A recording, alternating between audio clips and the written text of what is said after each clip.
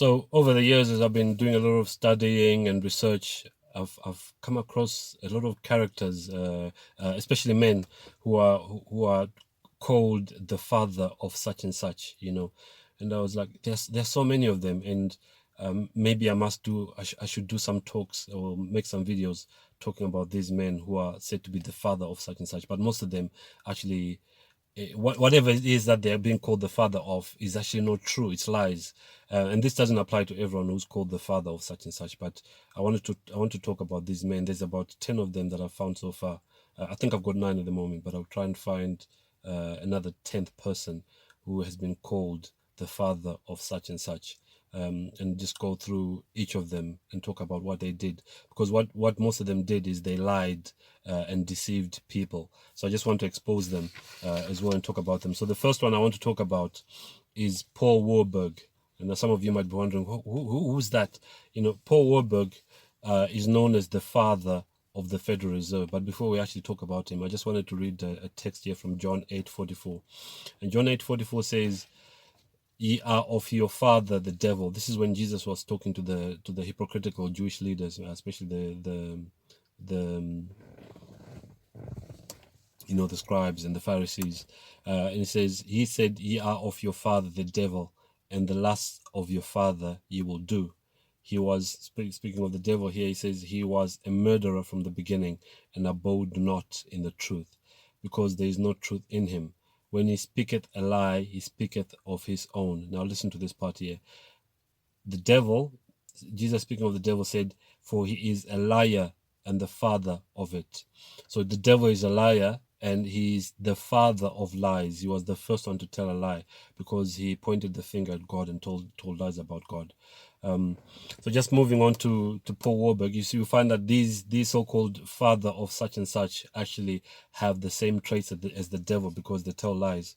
The father of the Federal Reserve. So Paul M. Warburg was a partner in Kuhn, Loeb and Company. He was a representative of the Rothschilds banking dynasty in England and France. And he was also the brother to Max Warburg, who was head of the Warburg banking consortium in Germany and the Netherlands. So basically, I'm not going to give you a full history of Paul Warburg. That's not the intention of this video.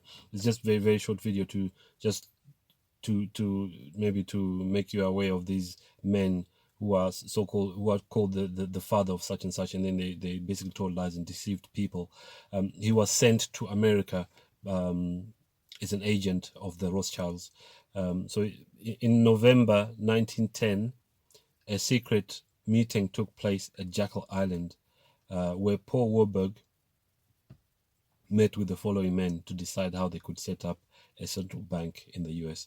And this all happened in secret, by the way. It's very interesting. If you want to read about it, I've got 2 books that you can read about this, where they were only supposed to refer to each other on a first name basis, because they didn't want to alert the the press to what they were doing. It was all done through deception. So just going through the men who met on Jekyll Island with Paul Warburg. First one was Nelson W. Aldrich. He was Republican whip in the Senate and chairman of the National Monetary Commission, business associate of J.P. Morgan and father-in-law to J.D. Rockefeller Jr. That was Nelson Aldrich. The next one was Abraham Piet Andrew, Assistant Secretary of the United States Treasury. Another one was Frank A. Vanderlip, President of the National City Bank of New York, the most powerful of the banks at that time, representing William Rockefeller and the international investment banking house of Kuhn, Loeb and Company, the same company that Paul Warburg worked for, or was a partner in. Next one was Henry P. Davison, senior partner of the J.P. Morgan Company. You see, these companies keep popping up. There's someone else. Nelson Aldrich was said to be a business associate of J.P. Morgan, and H.P. Davison, who I've just mentioned just now, was a senior partner of J.P. Morgan Company. And also, 5th person there was Charles D. Norton, president of J.P. Morgan's First National Bank of New York. Number 6 was Benjamin Strong, head of JP Morgan's Bankers Trust Company. The new central bank was called, this new central bank that these men met in secret to establish was called the Federal Reserve, and is still called the Federal Reserve. But it was given this name in order to fool Americans into thinking that it was a government bank, when in fact it is an independent bank owned by the Rothschilds, Rockefellers, Warburgs, and the Morgan family. It has enslaved the American people for over 100 years. There's an interesting fact about this as well. You know, after these men who I've just mentioned met in November 1910, the law, you know, the vote that actually happened to get a law passed to introduce the Federal Reserve. The voting happened in December 1913, when most of the politicians had gone on holiday, and it was only those politicians who were in favor of the introduction of a Federal Reserve who actually voted.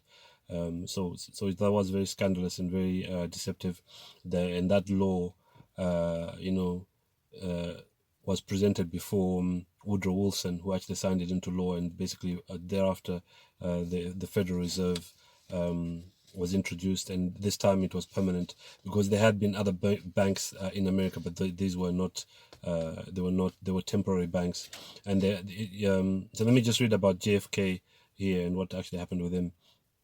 One of the reasons why he was assassinated. So John F. Kennedy issued Executive Order 11110 on June 4, 1963, which authorized the U.S. Treasury to issue silver certificates backed by silver bullion held in its vaults, effectively stripping the Federal Reserve of its power to loan money to the government, at interest.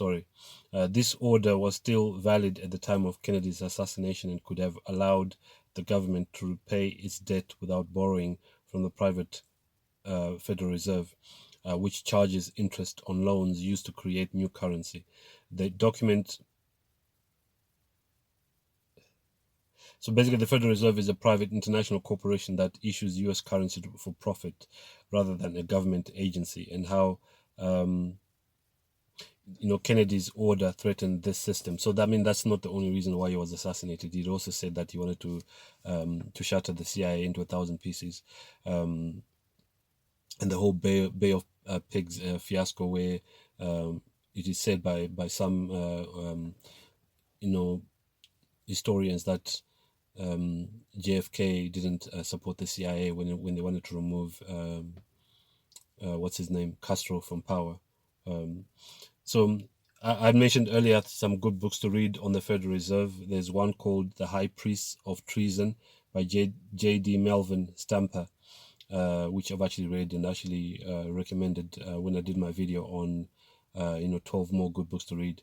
And there's also another book which is even more well known. It's called The Creature from Jackal Island. Now, this is by G. Edward Griffin. So when G. Edward Griffin was talking about, when he titled his book The Creature from Jackal Island, he was actually talking about these men, Paul